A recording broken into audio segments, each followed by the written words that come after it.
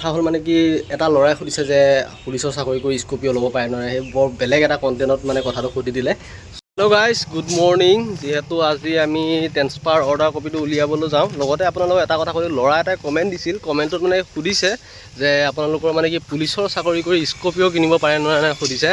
মই সেই কথাটো উত্তৰ আপোনালোকক ভিডিঅ'টো লাষ্টত দিম।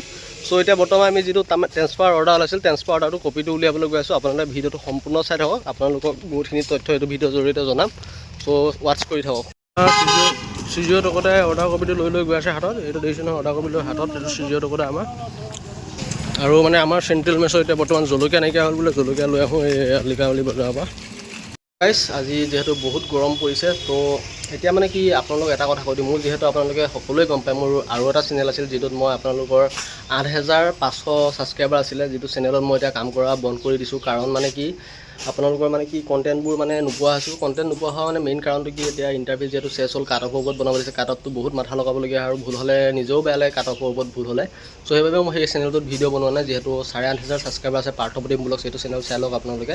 চ' এতিয়া মই এই নিউজ চেনেলটোত কাম কৰিছোঁ, যিহেতু আপোনালোকৰ এই চেনেলটো অলপ ব্লগ টাইপৰ হ'ব, যিহেতু ব্লগিং টাইপৰ হ'ব, যিহেতু কণ্টেণ্টবিলাক নাপালে ব্লগিং টাইপতে বনাম বুলি ভাবিছোঁ।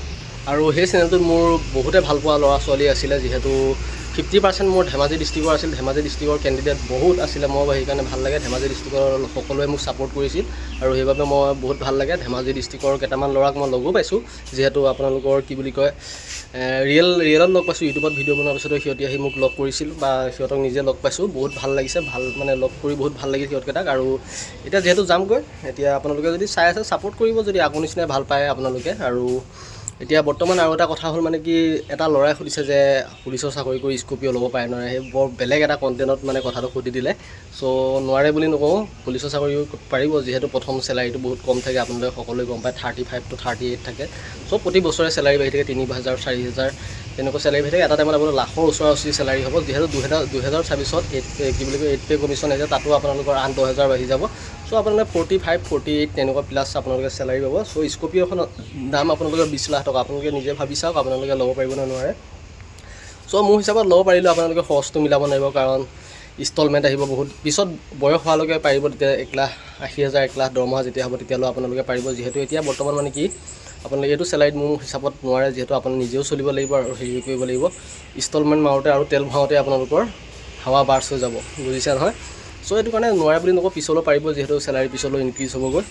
চ' ল'ৰাটো কমেণ্টটো শুনি ভাল লাগিল, আৰু বহুতে কি কমেণ্ট কৰিব মোক সেই কমেণ্টবিলাকৰ উত্তৰ দিম। চ' আপোনালোকে এই ভিডিঅ'টোৰ তলতে কমেণ্ট কৰিব, নেক্সট ভিডিঅ'টো কিহৰ ওপৰত মানে বনাব লাগে কমেণ্ট কৰিব, আৰু কি জানিব বিচাৰে কমেণ্ট কৰিব। ধন্যবাদ। আজি ভিডিঅ'টো ইমানেই আছিলে, কেনেকুৱা লাগিলে আপোনালোকে জনাব। ধন্যবাদ।